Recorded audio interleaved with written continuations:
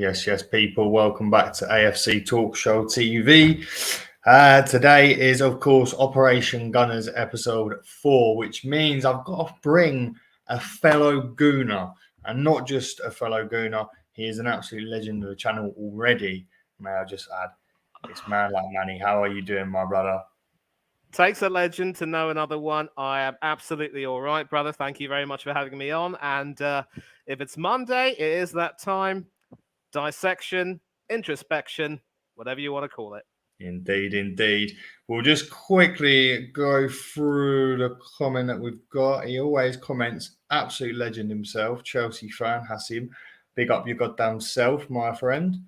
Obviously, not really sad to see your club do this bad. I'm quite enjoying it. But I do think with Poch, you lot will be back up there. So that is something to very much look forward to. The rivalry will be back. But until then, I'm just going to have to keep on bantering Chelsea fans. There's just too many things to just comes into my Instagram feed, Manny, and I just can't stop putting them on my stories. I do apologise, Chelsea fans. All right, anyway, on to the mayhem of this episode, Operation Gunners, episode 4. Nottingham Forest 1, the Arsenal 0. Disappointment. We're on I wouldn't even call it the beach. I think we're on wherever that nice little view over the river to the stadium in Nottingham Forest. I think the players went for a walk there the morning of the game. You know, it was a total lack of anything really. I can't even describe, to be honest. Manny, what did you feel about that one? You know, in the streams that I was doing in the aftermath of that game, I think the overall impression was that it wasn't just the players who had given up. The manager had given up too.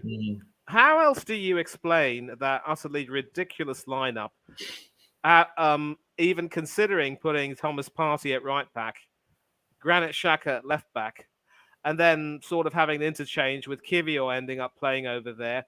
And again, it's just as well, mind you, that he didn't even consider putting Bukayo Saka at left back because, you know, if he had done that, they would have been hell to pay. But I suppose on the other hand, at least if he didn't have to do that much running and overlapping, I mean, maybe he would have had a rest. But whatever, it was ridiculous. It really was. And, you know, the state of that lineup meant that the subsequent play looked exceptionally muddled and confused.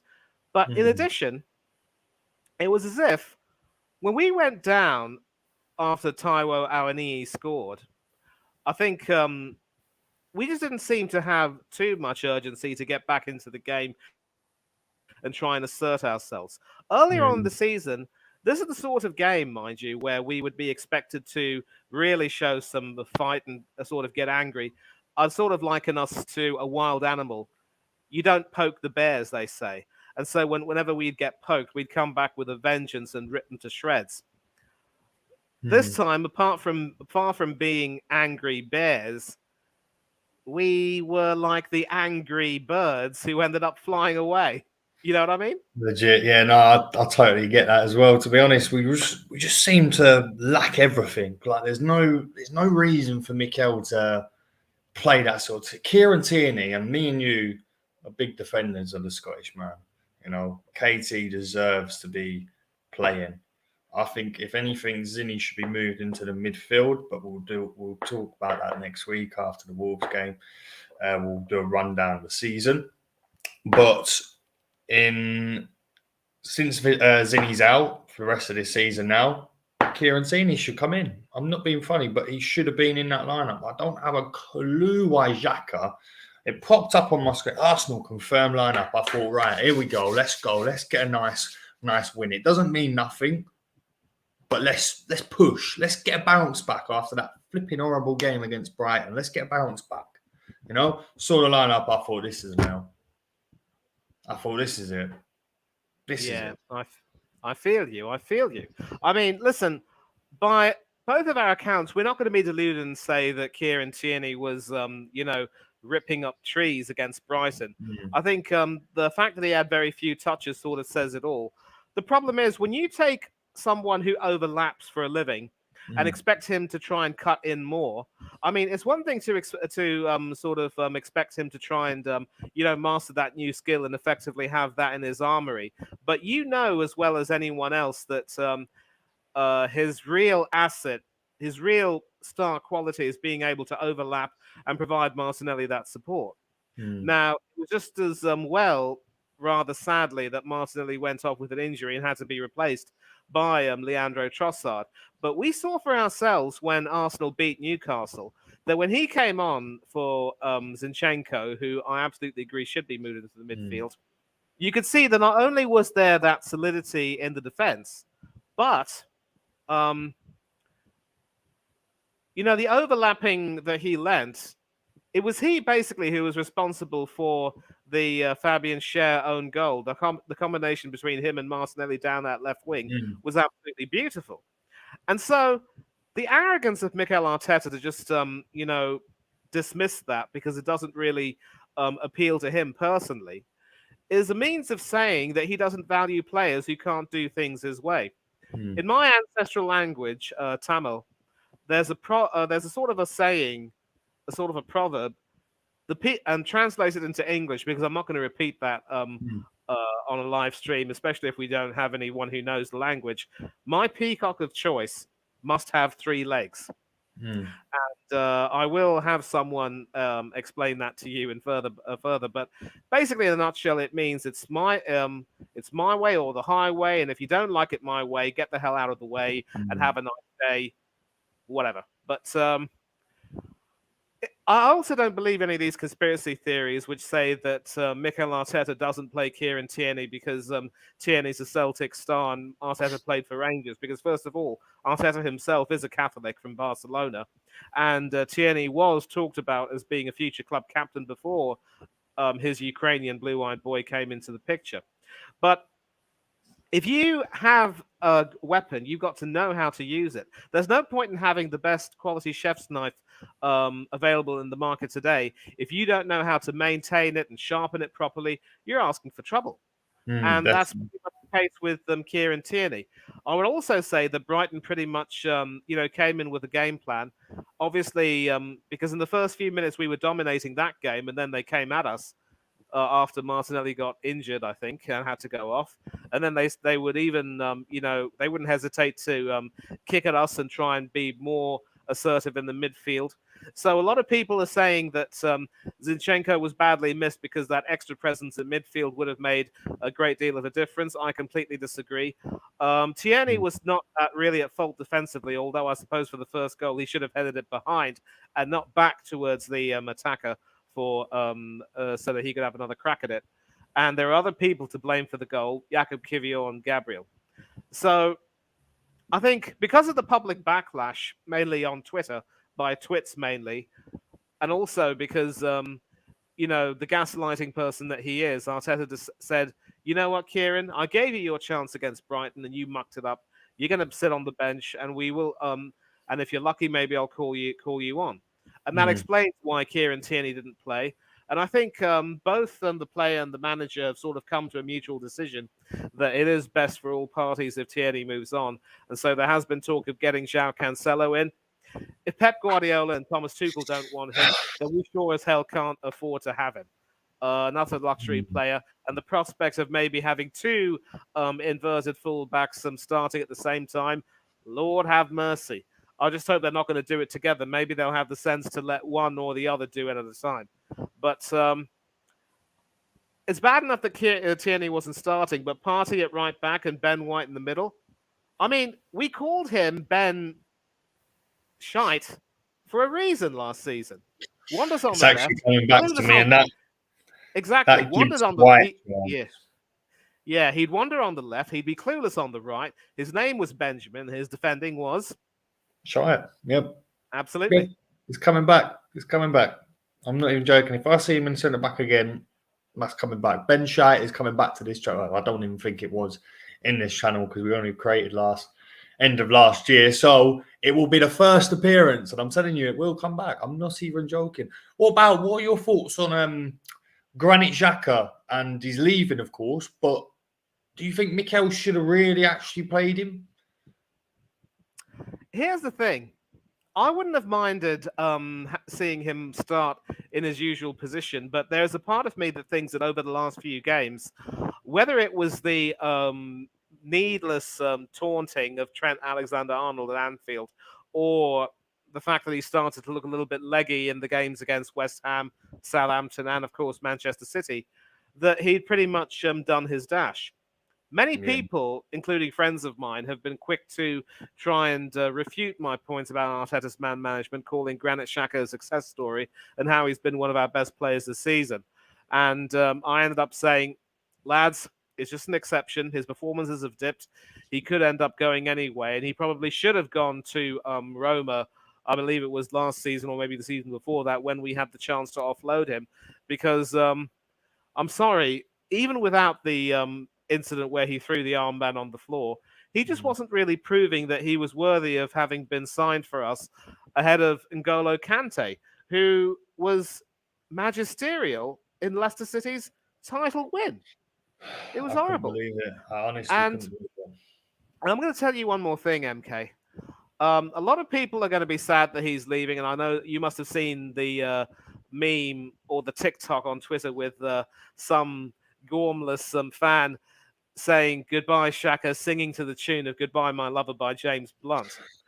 I'm going to bluntly say, pun intended, that it's been okay, fun at times, and he has provided his fair share of moments, but he's never going to be an Arsenal legend, and I don't think I'm going to miss him that much, especially if it means that we can upgrade on him and hopefully get someone better, although we know that that's not going to be the story, but that's a story for another day.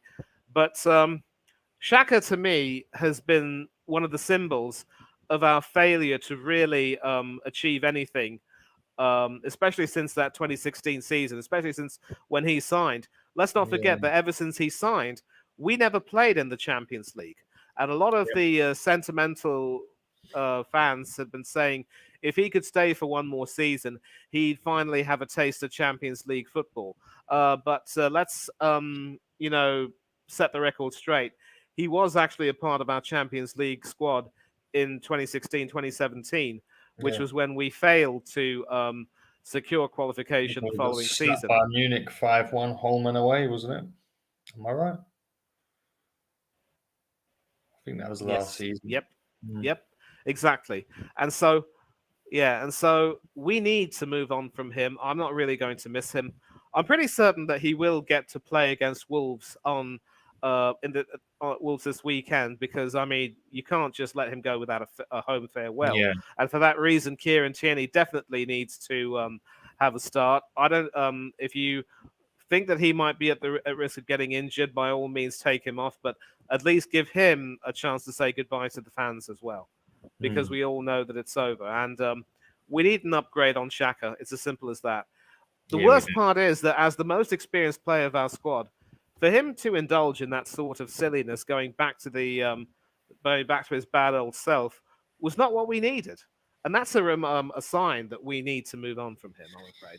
Yeah, I totally agree. I think, like I've stated many times, I thought the league was done when we couldn't pick up the points Anfield or West Ham or the Saints, really. And I think the Liverpool game come into key because we had chances to seal that, make it 3-0. Don't do that against Trent. If they don't get the goal before half time, then we have it, you know what I mean? But there's other players who I want gone after seeing their performances in recent times, since that international break, man. And to be honest, it's not where I just wanna say, like, I've missed Saliba, man. I've missed his presence, like, ever since he got injured. I haven't felt safe with Holding. There's a mistake in him, and we do get punished. And I know that he is a scapegoat at many, many times, but I feel like it is going to be time to say goodbye. Agree completely. And listen, don't get me wrong. When you take a look at some of the defensive displays of our players, I think one player who has sort of been glossed over, but who also needs to be scrutinized for his role, is a certain Gabriel Magalhaes.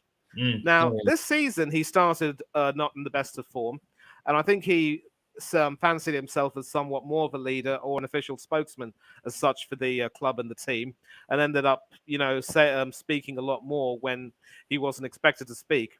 And then, of course, when he was not picked by Tite for the Brazilian World Cup squad, but Jesus and Martinelli were picked, I think that pretty much, crushed him in a way. It made him realize that he needed to start standing up to make himself counted. And of course, in the early part of the season, Saliba was looking like the more polished defender. Then post World Cup, the roles had reversed. Saliba was making a few errors, and Gabriel was covering well for him. And it just goes to show as well that it's always over a full season that you will be judged, not just the first 30-odd games. And you have to make sure that you maintain your concentration levels and your focus the whole way through. And that is something that sadly Gabriel has failed to do. Now, of course, Saliba's injury has left us, bare-boned in the back four, as you would say. But then the signs were there, because whenever we would have we would go away and play in the Europa League against those teams, we would only have 3 central defenders in the squad. And conventional wisdom would say that you have to have 4 at the very least. It was absolutely maddening. And that was one of the things which told me that this club is not going to be serious about winning anything until and unless we can make sure that we are serious about improving our squad. A great fellow Arsenal fan, Steve-O the Aussie Gooner, once said to me, if you can't take yourself seriously, you have no right to expect other people to take you seriously. And that is how it's proved. All we've been doing, MK, is puffing out our chest after these performances, being at the top of the Premier League, saying, you know what, we're the youngest squad in the Premier League. We've been steamrolling everyone. You need to give us some respect, because we're going to win this league, and we're going to show you that you can win things with kids. Only for the wily old fox Guardiola and his band of old fox to say, not on our watch, boys. And we got slapped 7-2. 100%. I totally agree. Right. We have got a United fan coming in right now, and I think you'll know who it is. And this is my own fault, guys, because I did put the link to the stream in the chat. So this is my own fault. So I've got to give him some light. Here he is. 1995, 1996. Alan Hansen said, "That's enough." That was a bit harsh, but we're talking about 2023, David. Yeah, but you can win things with kids. You just got to have the decent manager. But Manny said exactly what I've been saying recently. Not Liverpool, fuck them. Arsenal need to improve in the summer by not buying first-team players, but buying backup players, because I said it time and time again. You lost the title because you just didn't have the backup players. 100% agreed. We're just going to go through some of the comments. This has got to be a joke. But first of all, of course, with a Manchester connection, I believe today does mark the 6th anniversary of the awful bombing in Manchester, where about a couple of dozen people lost their lives in that concert that day, the Ariana Grande concert. Yeah. So just a reminder that to the families of the departed, we offer you our love and our praise. We're all with you. And as always, Manchester is always strong, and it is always a city united. Yes. Indeed, well indeed. said. Well and said. I'm going to add something to the list. If anyone's watching and you commented glazes out or anything like that on the Man United page, go fuck yourselves. Agreed. Because not the time or the place. Exactly. But I'm gonna have my fish and chips now. I'll speak to you guys later. And just remember, United's winning the FA Cup. David knows best. Big statement. May come back and bite him in the arse for that one. May come back. I'll be honest, though. I am going for United to win, because I really cannot stand the prospect of City winning a full treble and lording it over us. No, I can't have that. The only thing is, I've had Yeah. United fans give it to me all season about how they want City to win the title. So if they want City to win the title, might as well just give them the treble, you know. I want them to get slapped up. I can't lie. I want United to get slapped up in the FA Cup. They probably won't. They will probably win it. Not because of David, but they definitely will probably win it. But in the back of my mind, United fans they need to get humbled a little bit. You know, we've been humbled, Arsenal fans. I wasn't one who was saying that we were going to win the title in December or nothing neither like was that. I. Nor was Manny. So, end of the day, this is for all the United fans who have tried to get at me and Spurs fans just because you're eighth. You know what I mean? But yeah, we'll get back into it. Also, I just quickly do want to say that Vinicius Junior, we are also behind you, my brother. There's no room for racism in this game, and it's just ruining the beautiful game. And to be honest, there needs to be punishments for this sort of times. I saw on his Instagram post probably about 15 minutes before I come on, with the video of where he's been racially abused and how long it's been going on for. It is absolutely disgraceful. So we are all behind you, Vinicius Junior. You can even come to the Emirates, and we shall support you, my Of brother. course. Trust Of me course. on that one. We'll Of quickly course. read out And this. in comment. Portuguese, let me say, meu amor, orações para você sempre e para sempre. Amor. C.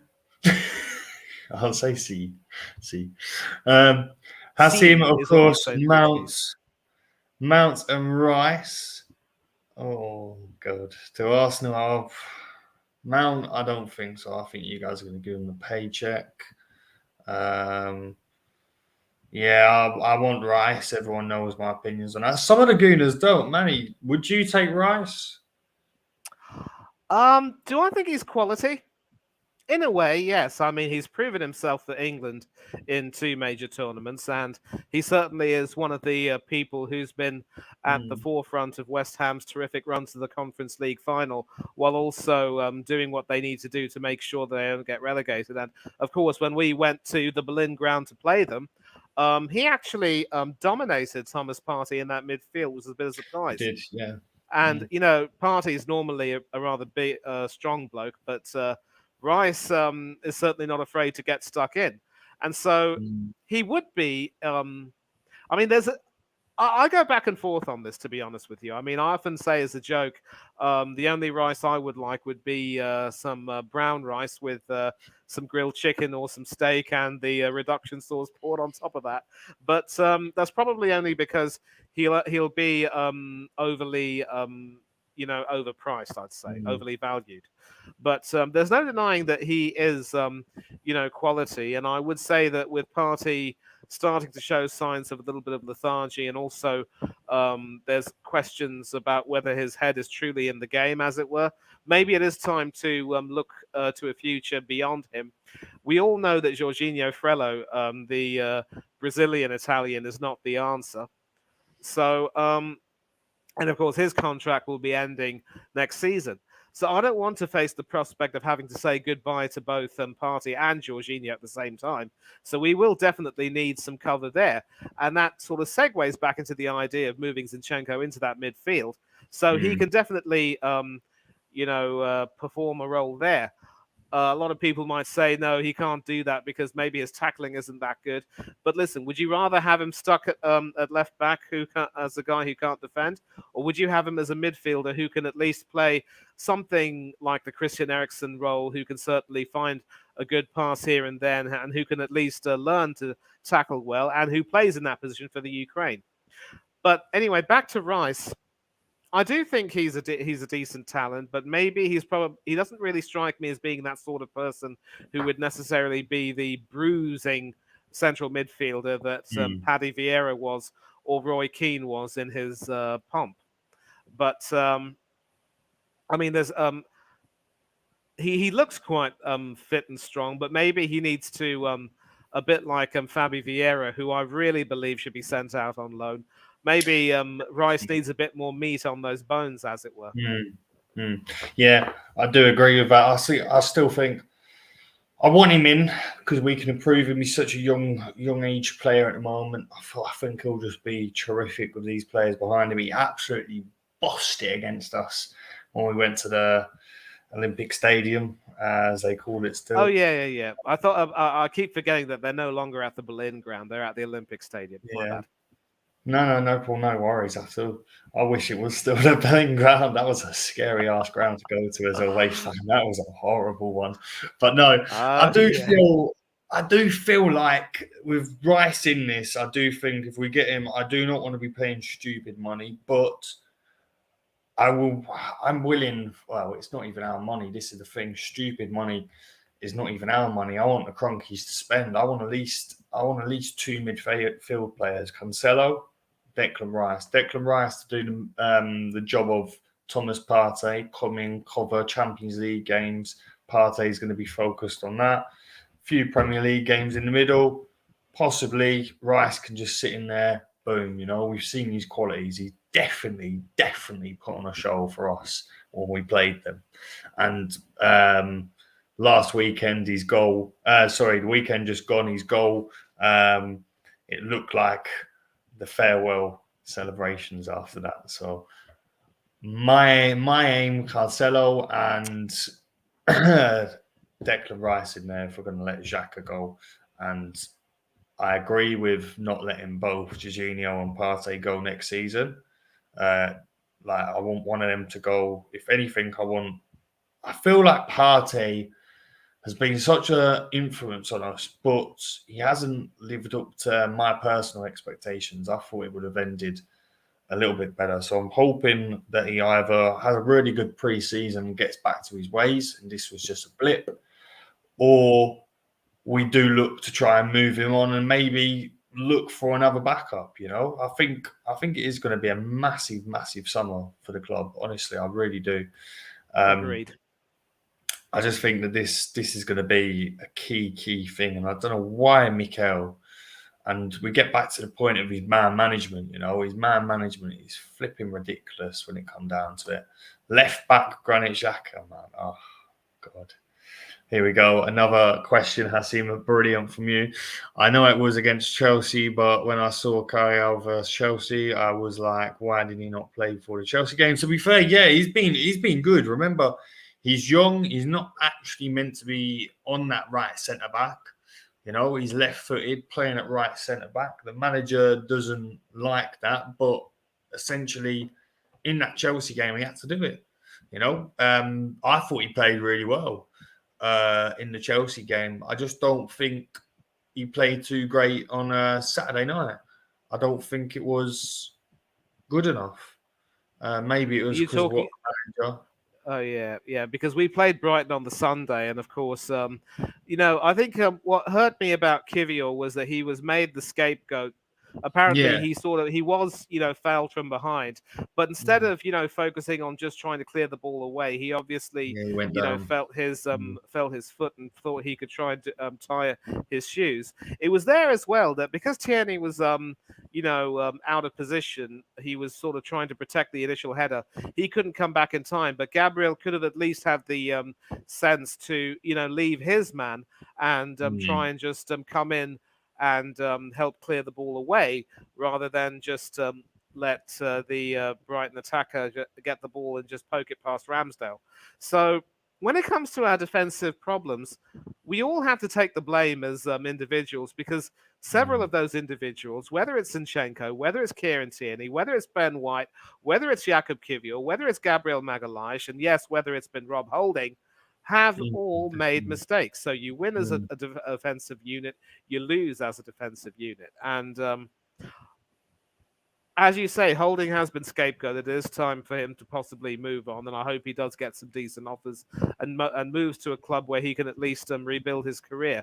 I certainly don't see him going to Aston Villa, who ironically took Callum Chambers from us, but some club like maybe Fulham, he could reunite with Leno and Cedric Suarez, perhaps, or maybe even another club where he can, relearn the art of, being stronger and being able to, perform well as a central defender. But back to Kivior, what impressed me about how well he performed against Chelsea was his anticipation in being able to snuff out all these long balls Yeah, that were definitely. being played up front to Aubameyang. Mm. So the subsequent result was that Aubameyang wasn't really getting any service at all, and he just was.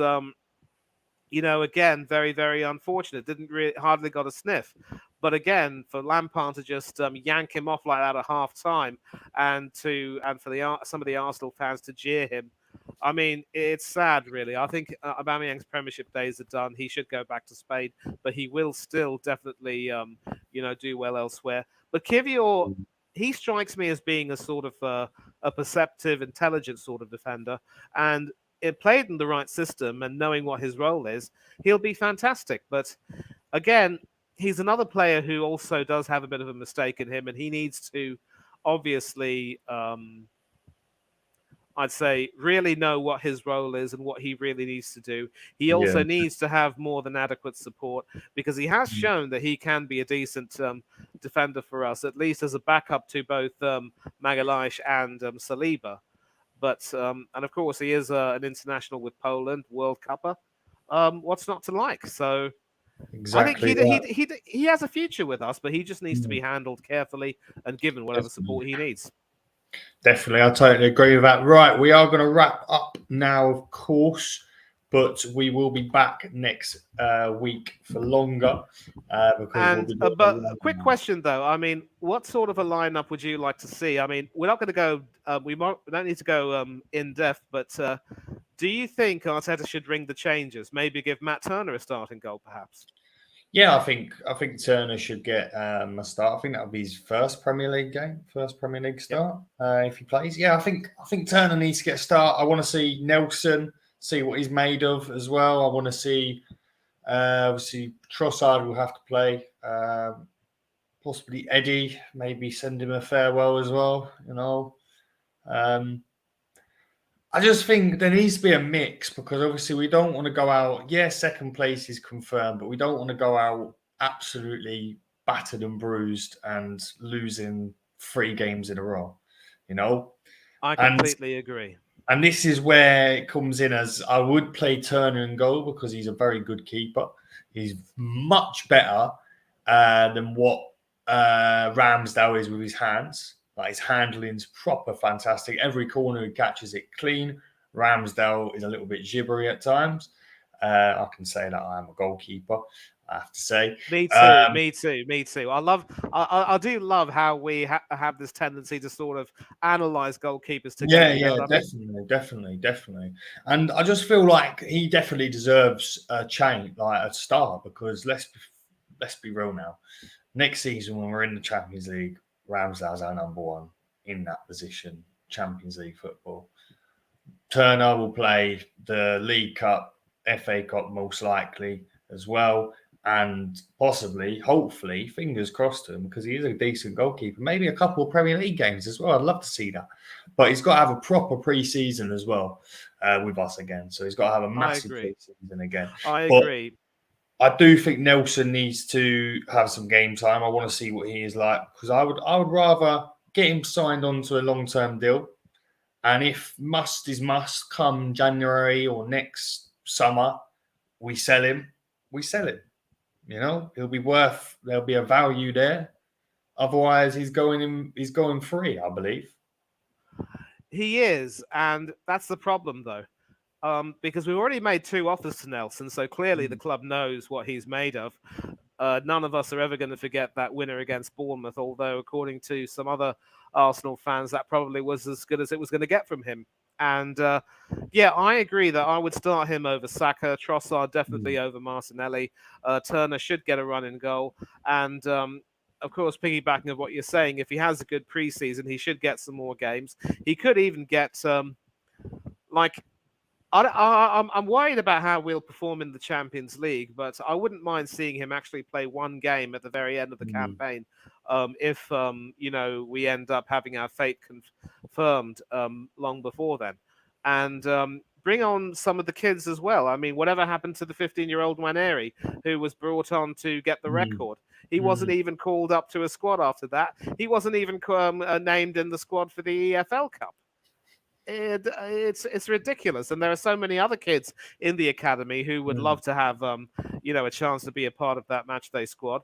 And I do get what you're saying, that yes, we should have a mix of youth and experience, but let's consider this: with some of our experienced players having mentally as well as you could say physically checked out, could we assume that these youngsters will do any worse than the experienced guys? And for some of them as well, with their Premier League status secured, with nothing else to play for, what's the guarantee that they're not going to field a much changed side on the weekend? To be honest, yeah, I do agree with that. I've just checked. Wolves are very much safe, so I reckon both sides are going to be on the beach. So I would just play a lot of the kids. I want to see Nelson on there, definitely. I want to see Eddie in that lineup as well. I think he needs to maybe just get a good end to the season, go into pre-season with a smile on his face, etc. Because he's gave us some times to smile about as well. And this is the thing. We've had a lot of things to smile. And this is why I'm gonna leave it. We've had a lot of things to smile about as fans this season. And I think seeing what the Manchester City team is made of, seeing what other rival clubs have done, which is, let's say, Ethel. We've done really well to keep up, to make it an interesting season. You know, if it weren't for us, City would have run away with it. If it weren't for City, we would have run away with it. You know? Yeah. So it's one of them things where I know rival fans are gonna say that we bottled it, and potentially, yes, we did. But if it weren't for us, this would be a Farmers League right now. Still. Yeah, but bear in mind, of course, some of the other teams have had pretty poor seasons, so they are going to look to strengthen. Liverpool, of course, are a team in transition, and they will be saying goodbye to a few of their players, including our former gunner, Alex Oxlade-Chamberlain. No, I would not take him back at Arsenal if that's what any of you are thinking. So you can get that out of your head. The old Ox, mate. The old Ox. Yeah, but God. so they're obviously going to be a new look team, and I think Gakpo has sort of come in to fill the role that Bobby Firmino played, and of course Firmino, we remember him well as the guy. Where's he going? He could either go back to Brazil or maybe to another club in mainland Europe. We'll see what happens. Obviously, he might want a new challenge, more time with his family. Maybe a move back to Brazil will help him sort of maybe set down some roots. I don't know. But of course, he was the fellow who harmed our title challenge with that equaliser. Let's not forget. So we're not going to forget him in a hurry. But Liverpool are going to be a new look team. And let's not forget that United are also going to want to build on their season. If they have the double cup winning season, then they can certainly, look to try and see if things can get any better. And other teams are also going to come back. Don't forget Aston Villa, who have made a magnificent recovery from near relegation to potential European qualification under Unai Emery, who's going to have great backing from his new club and a lot of things to look forward to. He's going to. They could potentially start cooking. So we can't take things for granted. We can be, I suppose, in a way, we could be at least, grateful for the season that we've had and the lessons that we've learned, but it's not going to mean much if we don't take those lessons and move forward, you see. And one big lesson is, do not ever take anything for granted.